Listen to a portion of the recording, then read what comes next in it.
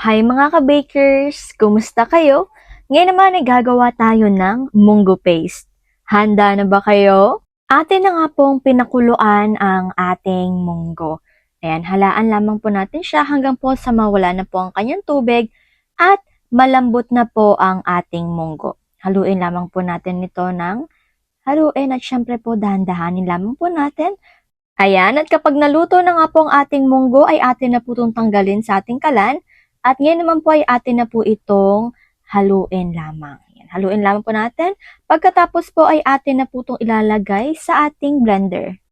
Pag nailagay na po sa ating blender ay atin na po itong i-blend. Gawin lamang po natin ito hanggang po sa matapos na po tayo. At syempre, eto na nga po ang kanyang itsura mga ka-bakers. Yan. Pagkatapos po ng ma-blend ay atin na po itong ilagay sa ating kawali. At eto nga po pala ang mga sangkap na ating kakailanganin. Munggo 500 grams, sugar 650 grams, condensed milk 200 grams, all-purpose flour 150 grams, mantika 100 grams, yellow food color 1 teaspoon at vanilla flavor na 1/4 cup.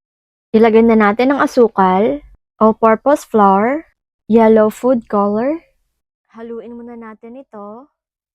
Pag nahalo na, ilagay na natin ang condensed milk, vanilla flavor, at mantika.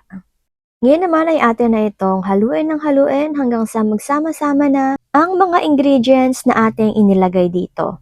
Ayan, kapag nahalo na po natin ito mga ka-bakers, ay atin na po itong ilagay sa ating kalan. At syempre, atin lamang po itong haluin. Yung apoy nga po pala nito ay high fire. At napakalakas po talaga nito kaya i-continuous lamang po natin ng paghahalo para po hindi po masunog ang ating munggo. Medyo nakakangalay lang po talaga ito mga ka-bakers pero naku mas maganda po talaga itong exercise para po sa ating mga bisig.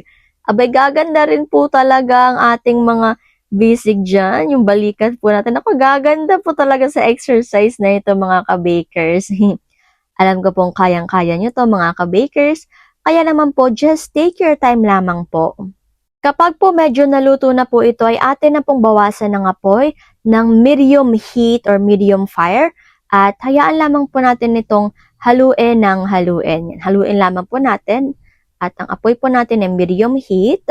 At syempre po kapag ganito na po siya, yung luto na po talaga siya at para na po talaga siyang paste ay okay na po ito at atin na pong patayin ng apoy. Ayan, luto na nga po talaga ang ating munggo paste. Mayroon naman po nabibili sa mga bakery supplies, pero mas maganda po talaga pag tayo po talaga ang gagawa mga ka-bakers. Mas nakakatipid po at para alam na din po natin kung paano po ito gawin.